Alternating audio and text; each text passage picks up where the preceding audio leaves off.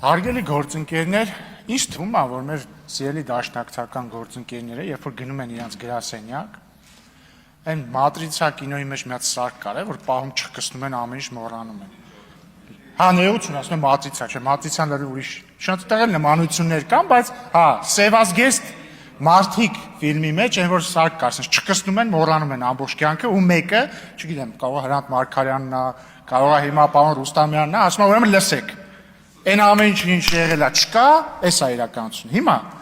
պարոն Խաչատրյանը եկավ երկար ելույթ ունեցավ, ճիշտ ասած ես առանձնապես չհասկացա ինչի մասին է ելույթը, բայց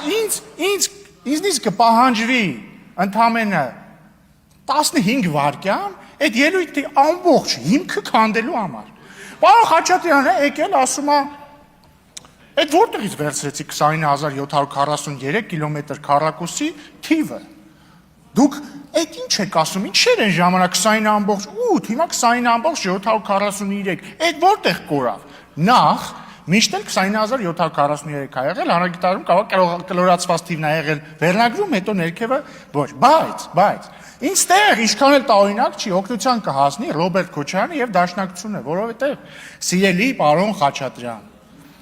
ես հիմա ձեր քաղաքական ամնեզիան կվերացնեմ։ Ուրեմն Դաշնակցությունը 2005 թվականին կոալիցիայի մեջ էր Ռոբերտ Քոչարյանի նախագահության օրոք։ 2005 թվականին Հայաստանի Հանրապետության կառավարությունը, եթե չեմ սխալվում, նույնիսկ Քոչարյանի ստորագրությամբ, վավերացրել է Հայաստանի հողային ֆոնդը, հեսա մի արևական բան անեմ, հենց փաստաթղթի անունն էլ ասեմ, էլի, Հայաստանի Հանրապետության հողային ֆոնդի առկայության եւ բաշխման վերաբերյալ հաշվետվություն։ Այնտեղ գիտեք ինչա գրած,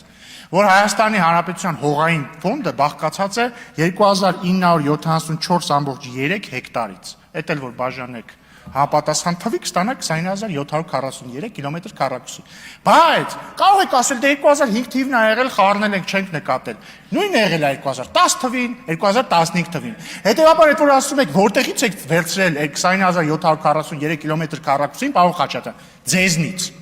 ձեզնից ենք վերցրել։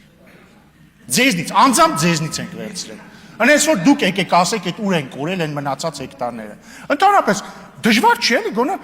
ռիսերչ արեք, պարոն Խաչատրյան, ինչ որ կոնսպիրոլոգիական տեսություն սարքելուց առաջ մի հատ բան արեք, էլի главное в ходе следствия не выйти на самого себя։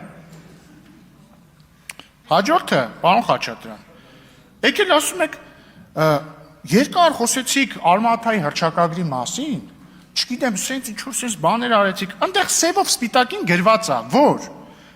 միջ հանրապետական սահմանները, գոյություն ունեցող միջ հանրապետական նկատի ունի խորհրդային հանրապետությունները,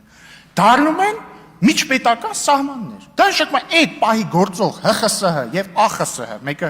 Հայաստանի խորհրդային սոցիալիստական հանրապետությունն է, մյուսը Ադրբեջանի խորհրդային սոցիալիստական հանրապետությունն է։ Այն ինչ սահման ունեն այդ պահին, եւ համապատասխանաբար նաեւ ընդ Ղազախստան, Տաջիկստան եւ այլն, այսպես Թուրքմենստան, Ղրղստան, Ուզբեկստան, դառնում են միջպետական սահմաններ, ինչն է այստեղ անհասկանալի։ Եվ դա դրանից ուղիղ բխում է սահմանները եւ տարածքները, այդ թվում 20743-ը։ Բայց մի հատ հետաքրքիր հակասություն կա ձեր մտքերում։ Տեսեք, մի կողմից դուք ասում եք, որ Հայաստանը, երբ որ 1991 թվականին Ալմաթայի հռչակագիրը վավերացրել է, դա չի նշանակել Ադրբեջանի տարածքային ամբողջականության ճանաչում, ես տենց հասկացա, այդ ասեցիք, կարող ենք հետ տալ, հա, դա չի նշանակում Ղարաբաղ, ճիշտ է, կներեք, ասեցիք մի կողմից, ասեցիք, քանի որ 1991 թվականին Ալմաթայի հռչակագրի վավերացմամբ Հայաստանը չի ճանաչել, չի նշանակել դա, որ Ղարաբաղը ճանաչում է Ադրբեջանի կազմում, բայց մյուս կողմից դուք հղում անելով 2022 թվականի Պրահայի հայտարարությանը, որը ընդունվել է վարչապետ Փաշինյանի, նախագահ Ալիևի եւ նախագահ Մակրոնի եւ Շարլ Միշելի անունից։ Այնտեղ ինչ ա գրած, կողմերը վերահաստատում են միմյանց տարածքային ամբողջականության ճանաչումը համաձայն Ալմաթայի հռչակագրի։ Այդ դուք համարում եք